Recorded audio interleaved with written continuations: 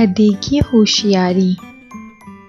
جنگل کے بادشاہ ببر شیر نے چشمے کے کنارے والی چٹان کے نیچے گھنی جھاڑیوں سے جھانک کر دور تک پھیلے لہلہاتے کھیت پر نظر ڈالی۔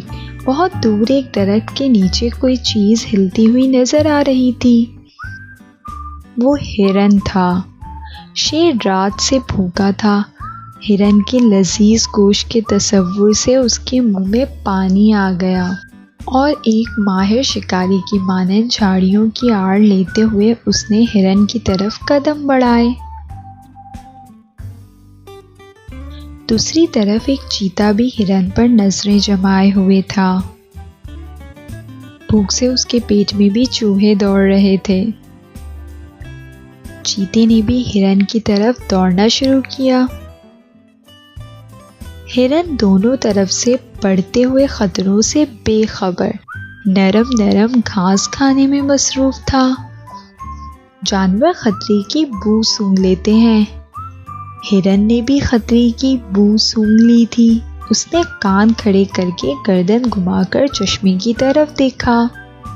ابھی ہرن پہاڑ کی طرف رخ کرنے کا سوچ ہی رہا تھا کہ اچانک شیر اور چیتے نے جھاڑیوں سے چھلانگ لگائیں اور دونوں تیر کی طرح ہرن کی طرف لپکے۔ ہرن لمبی لمبی چھلانگیں مارتا ہوا پہاڑوں کی طرف بھاگا۔ شیر اور چیتے کی رفتار کے مقابلے میں ہرن کی رفتار تو کم تھی، لیکن وہ اپنے ہلکے جسم کی وجہ سے ان دونوں کو چکمہ دے کر بھاگ رہا تھا۔ اس بھاگ دوڑ میں ان تینوں نے میلوں کا فاصلہ طے کر لیا۔ آخر کار ہرن ایک چٹان پر چڑھ گیا جو اتنی اونچی تھی کہ اس پہ شیر اور چیتا نہیں چڑھ سکتے تھے۔ جب سانسیں درست ہوئیں تو شیر نے چیتے کی طرف دیکھتے ہوئے کہا، یہ میرا شکار ہے، پہلے میں نے اسے دیکھا تھا۔ چیتے نے غصے سے جواب دیا، یہ میرا شکار ہے، اس سے پہلے میں نے دیکھا ہے۔ شیر دہاڑا،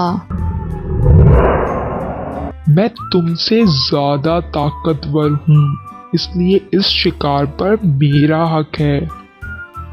شیر اور چیتے کی تکرار سن کر ہرن نے اطمینان کا سانس لیا اور کہا، میرے محترم بادشاہوں، یہ میری خوش نصیبی ہوگی کہ میں آپ جیسے شاہی خاندان کے افراد کی غذا بنوں، لیکن پہلے آپ دونوں یہ طے کر لیں کہ آپ میں سے کون میرا لذیذ گوشت نوش فرمائے گا۔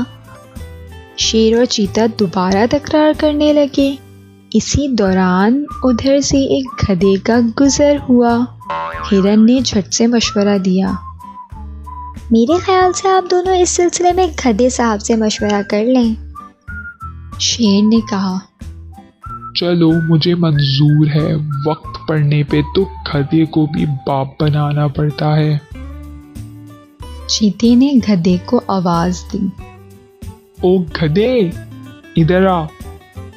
پہلے تو گدھا ڈرا کہ کہیں یہ دونوں اسے ہی ہڑپ نہ کر لیں، پھر ڈرتے ڈرتے دانت نکالتا ہوا ان کے قریب آیا۔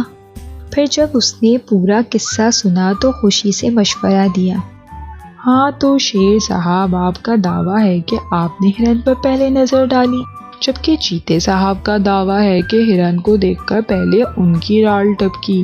کیونکہ یہاں کوئی گواہ نہیں ہے، اس لیے میرا مشورہ ہے کہ آپ دونوں اپنی اپنی جگہ پر واپس تشریف لے جائیں، اور جب میں ڈھینچو ڈھینچو رینکنا شروع کروں تو آپ دونوں دوڑنا شروع کر دیں۔ جو بھی پہلے یہاں پہنچے گا وہی ہرن کو نوش فرمائے گا۔ شیر اور چیتا بھوک سے بے تاب تھے، لیکن دونوں کو اپنی تیز رفتاری پر بھی ناز تھا، اس لیے انہوں نے گدھے کی تجویز مان لی اور یہ طے ہوا کہ دونوں اپنی جگہ لوٹ جائیں گے۔ اس دوران ہرن صاحب چٹان سے اتر کر نہا دھو کر ان میں سے ایک کی خوراک بننے کے لیے میدان میں کھڑے ہو جائیں گے۔ شیر اور چیتا اپنی اپنی جگہ واپس چلے گئے۔ جب کافی دیر تک گدھے کے ریگنے کی آواز نہ آئی تو دونوں کا ماتھا ٹھنکا۔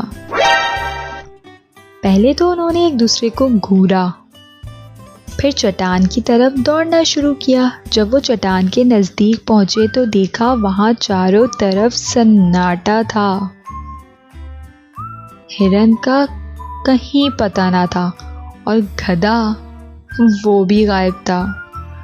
شیر نے غصے سے چیخ کر کہا، اس گدھے کی اتنی ہمت، اس نے ہمیں دھوکہ دیا۔